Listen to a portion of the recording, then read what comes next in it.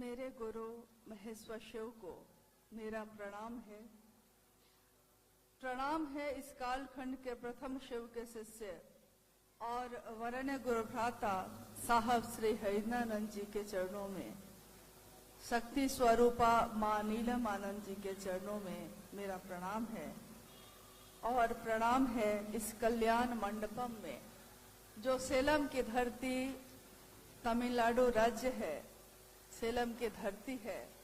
कल्याण मंडपम का ये प्रांगण है और आप सब जो गुरु भाई गुरु बहन यहाँ उपस्थित है, आप सभी के चरणों में मेरा प्रणाम।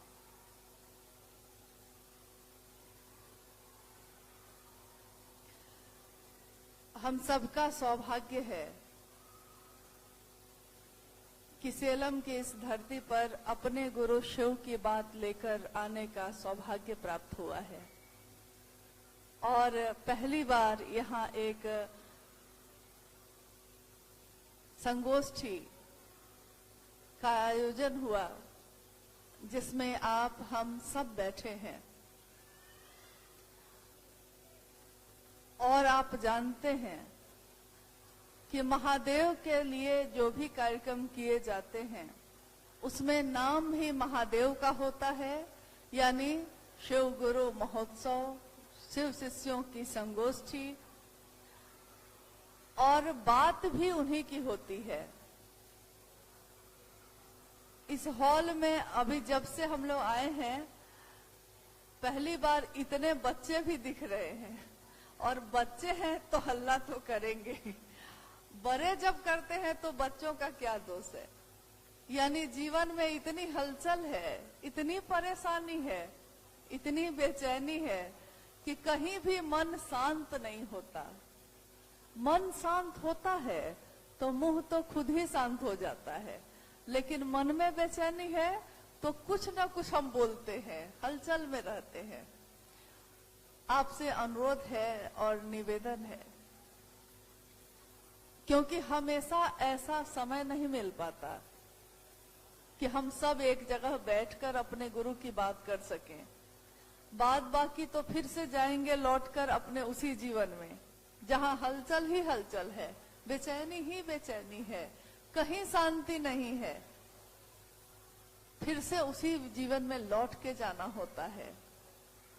लेकिन अद्भुत सी बात यह है, देखिए मुझको लगा सिर्फ गुरु बहनें बात करती हैं, यहाँ तो गुरु भाई भी लगातार बात कर रहे हैं। एक बार साहब ने कहा कि भाई बहुत बड़ा ये आश्चर्य क्या होता है, तो हम लोग को क्या पता क्या होता है। उन्होंने कहा कि दो महिला बैठी है और चुप है, ये सबसे बड़ा आश्चर्य है। लेकिन अब जो है संतुलन में आ गया है। मतलब ऐसा सिर्फ महिलाओं के साथ नहीं है, ऐसा पुरुषों के साथ भी है कि दो लोग, अगर दो इंसान बैठा है तो वो चुप नहीं रह सकता, कुछ न कुछ बोलेंगे। अब हम हैं सामान्य इंसान, हम भी आप भी एक सामान्य इंसान, एक साधारण परिवेश में जी रहे हैं हम लोग। रोज कमाते हैं, रोज खाते हैं, रोज अपने परिवार बच्चों के लिए सोचते हैं कि कैसे जीवन चलेगा। और उस जीवन में किसी ने आके कहा है कि महादेव को अपना गुरु बना लो। किसी ने आके कहा है, कोई तो आया होगा इस गांव, किसी ने तो कही होगी ये बात पहली बार। लेकिन ये बात चाहे किसी के द्वारा आई होगी आपके पास, बात ये किसकी है? मेरी नहीं है, आपकी भी नहीं है, जो लेकर आया होगा उसकी भी नहीं है।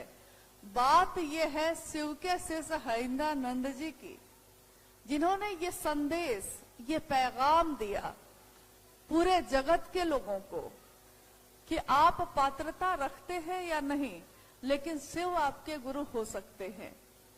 तो आइए आज की इस संगोष्ठी में हम सब गुरु भाई गुरु बहन बैठे हैं, अपने गुरु शिव को याद करते हैं, अपने साहब दीदी को याद करते हैं और थोड़ी देर के लिए अपने मन को उनके दया के आश्रय में लेकर चलते हैं। क्योंकि समय ये बहुत बेशकीमती है, फिर पता नहीं मिलेगा कि नहीं। सही बोला अनु भैया ने। और मुझको चेन्नई के भी गुरु भाई गुरु बहन दिख रहे हैं कुछ। चेन्नई में जब साहब आए थे, 31 अक्टूबर का दिन था वो, और शिव शिष्यों की संगोष्ठी हुई थी। वहां सेलम के भी गुरु भाई लोग गए थे। निवेदन हुआ था साहब से कि आप सेलम कब आएंगे। फिर बाद में ये गुरु भाई गुरु बहन रांची भी गए थे। कितने दिन जो भी काम हम अपने जीवन में करते हैं, जब तक उस काम को समझते नहीं है कि क्यों कर रहे हैं, न तो वो काम ठीक से हो पाता है, न उस काम का परिणाम सही होगा। जैसे अगर हम सोचते हैं कि हम एक व्यापार करेंगे, दुकान खोलेंगे राशन का, उसके लिए हम क्या करते हैं? पहले इच्छा एक होती है, इच्छा एक पैदा होती है मन में, फिर उसके लिए हम ज्ञान लेते हैं, यानी दुकान चलाया कैसे जाता है, किसी से सीखते हैं, ज्ञान लेते हैं, फिर क्रिया करते हैं, फिर उस पे काम करते हैं, दुकान खोलते हैं, सारा सामान रखते हैं, कैसा व्यवहार होना चाहिए, ये सारी चीजें हम करते हैं।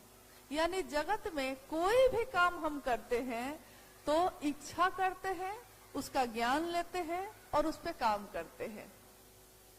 खाना बनाना भी अगर कोई चाहे और उसको खाना बनाने नहीं आता हो, राशन है, चूल्हा है घर में, सारी सामग्री है, लेकिन बनाने नहीं आता हो, ज्ञान नहीं हो बनाने का, तो सारी चीजें होते हुए भी बेकार है, यानी कि कोई काम नहीं। कितने लोग ऐसे हैं। एक बार जब साहब खुद रहते थे, उस समय की घटना है ये, 2009-10 की। उस समय साहब हरिंद्रानंद जी रहते थे देवघर में। तो कुछ गुरु भाई लोग आए हुए थे, सुबह में पौधे लगाए जा रहे थे बगीचे में, जहां वो रहते थे वहां पौधा लगाया जा रहा था। तो साहब ने कहा कि जिनको पौधा लगाने आता है, अगर किसी को आता है तो उनको भी बुला लो ताकि मदद हो जाएगी।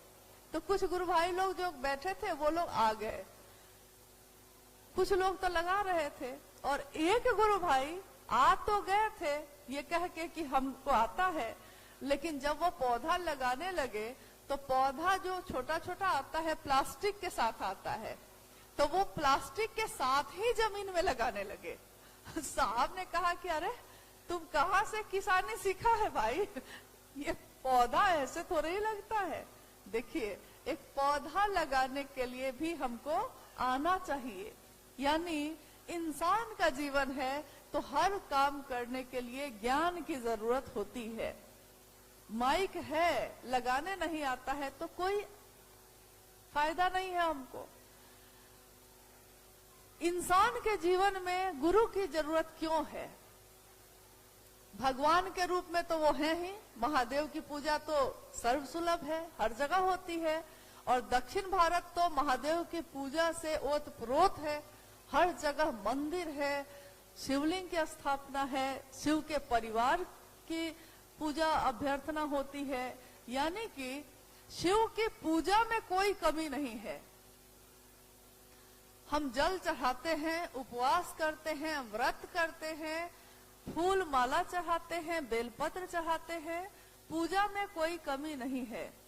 लेकिन एक बात बताइएगा आप, जैसे किसी ने विवाह किया है, एक संबंध बना है, कोई लड़का किसी लड़की से विवाह करता है, तो एक संबंध बना ना पति और पत्नी का।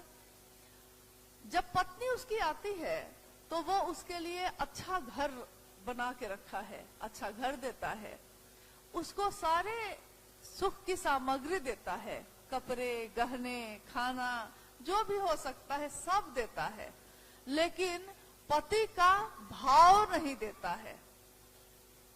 अब बताइए कि उस पत्नी के लिए इन सारे चीजों का क्या अर्थ है? नहीं, घर है बहुत अच्छा, कपड़े भी बहुत अच्छे पहनते हैं, आभूषण ही आभूषण है, लेकिन पति, संबंध बना है पति पत्नी का, लेकिन पति का भाव नहीं दे रहा है आपको। मतलब प्रेम नहीं दे रहा है, परवाह नहीं कर रहा है, तो आपके लिए वो चीज का क्या अर्थ है? ठीक वैसे ही शिव की पूजा में हम बेलपत्र चढ़ाते हैं, सारी सामग्रियां चढ़ाते हैं, लेकिन अपने दिल का भाव ही नहीं देते, तो महादेव के लिए उन चीजों का क्या अर्थ है? क्योंकि फूल भी उन्हीं के, बेलपत्र भी उन्हीं का, जल भी उन्हीं का, और ये दिल में जो हमारे भाव है ये भी उन्हीं का। लेकिन शिव भाव सत्ता है, तो भाव से ही उनसे संपर्क किया जा सकता है।